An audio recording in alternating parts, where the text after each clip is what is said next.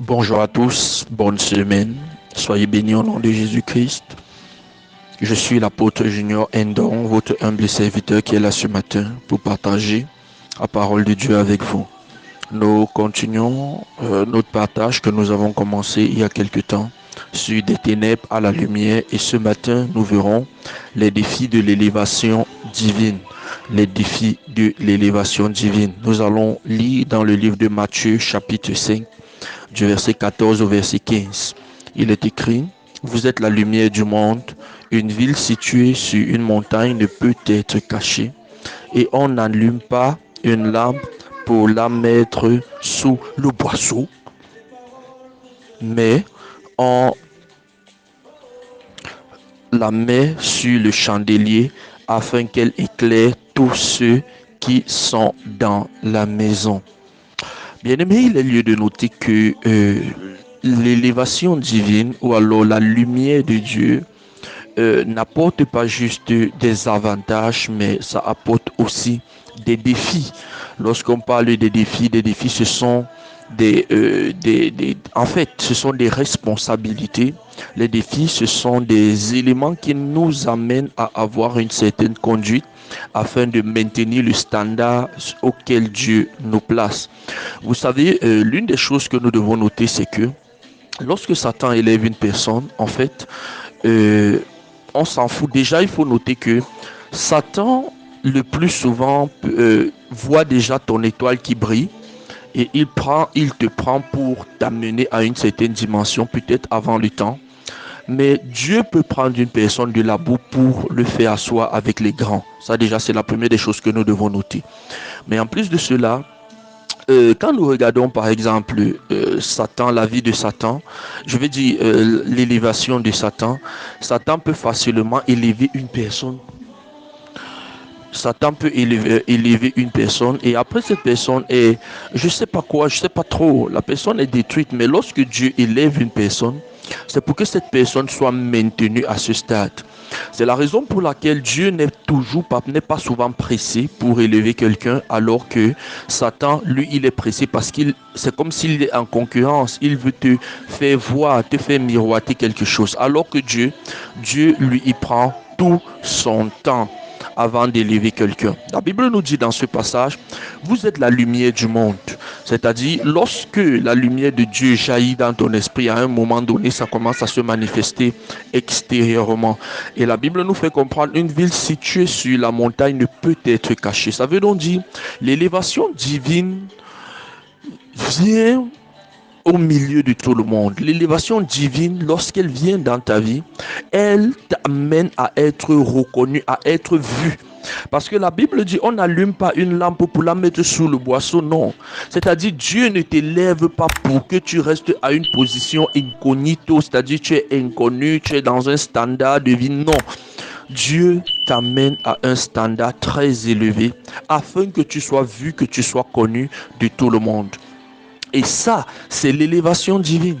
Ça veut donc dire que, aussi vrai que c'est bien parce que tu es connu, mais aussi c'est un grand défi parce qu'il faudrait que cette renommée soit utilisée pour la gloire de Dieu. Cette renommée soit utilisée de façon, je vais dire de façon importante. Comment cela?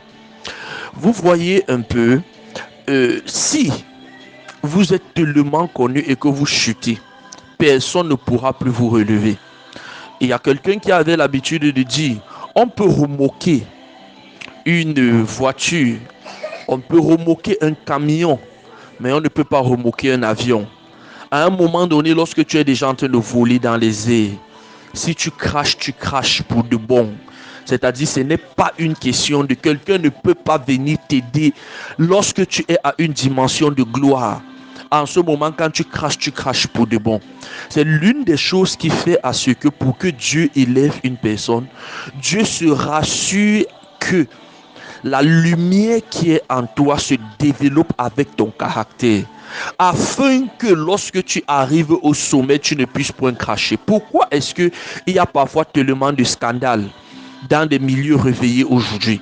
Simplement parce que beaucoup de gens ont peut-être cherché le charisme, toutefois sans chercher le caractère.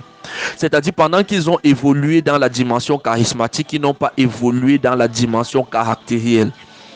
Et en ce moment-là, ils peuvent manifester le charisme, mais comme le caractère est pourri, ça réussit toujours à les rattraper. Et lorsque le caractère les rattrape, en ce moment-là, il y a des scandales qui se passent. Et lorsque les scandales se passent, on ne dira plus que oh, voici, on dira que non, les pasteurs là, ainsi de suite. Et l'image de Dieu est salie. C'est la raison pour laquelle Dieu se rassure, n'est-ce pas, que pendant que tu montes, pendant que ta lumière, avant que ta lumière ne brille au connu de tout le monde, que ton intérieur, que ton caractère soit développé, que ton caractère soit bâti. Bien-aimé, c'est ce que tu dois noter, c'est ce que nous devons noter. Donc, il faut savoir qu'il y a des défis dans l'élévation divine. Dieu veut élever tout le monde, Dieu veut t'élever, Dieu veut changer ta vie, Dieu veut changer ta circonstance. Mais il faut noter que pendant que Dieu est en train de penser à cela, Dieu se pose une question. Est-ce que la dimension de gloire qui arrive dans ta vie, est-ce que toi, ton caractère te permet de maintenir cela, de rester au sommet? Le plus important, ce n'est pas d'arriver au sommet, mais c'est de se maintenir au sommet. Tes dons peuvent te faire arriver au sommet, mais ton caractère te fera que tu te maintiennes dans ce sommet-là. C'est pourquoi, mon frère, ma soeur, il faut travailler sur ta vie, sur ton caractère, afin que le sommet ou alors la lumière de Dieu dans ta vie ne puisse point être un obstacle demain pour l'avancement de l'évangile. Mais tout au contraire, que lorsque la lumière de Dieu jaillit de ton esprit, jaillit, n'est-ce pas, au fond de toi, que tu sois élevé, que tu sois connu, que tu sois dans une dimension de gloire, en ce moment-là, le reflet de la gloire de Dieu soit pour de bon jusqu'à la fin de tes jours. Et ça, c'est l'un des grands défis de Dieu dans la vie de chaque personne. Que ton caractère puisse être développé à la dimension de la lumière qui est en toi. Travaille ton caractère.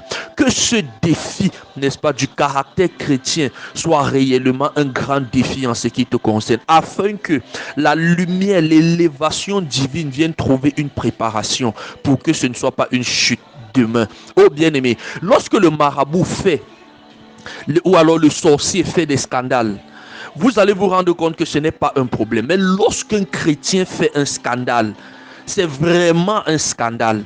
Ça veut donc dire qu'en fait, il y a des choses selon lesquelles le chrétien n'a pas droit à l'erreur. Non.